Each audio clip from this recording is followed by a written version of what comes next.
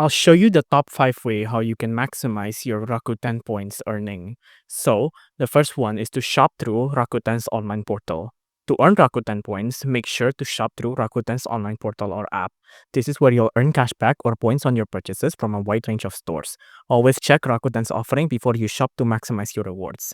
Second, take advantage of special promotions and double point events. Rakuten frequently offers special promotion and events where you can earn double or even triple points on your purchases. Keep an eye out for these limited time offers to boost your rewards. The third one, use the Rakuten credit card. Rakuten offers a credit card to earn points for every purchase you make. By using a Rakuten credit card in conjunction with the online portal, you can stack up rewards for both the card and the Rakuten's cashback program. The fourth one, you can refer friends and family. Rakuten's referral program lets you earn bonus points when friends or family sign up and make their first purchases.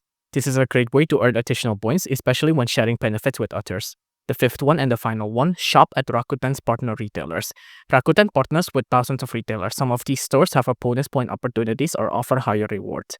Make sure to check Rakuten's partner retailer list and shop from stores offering these points in return.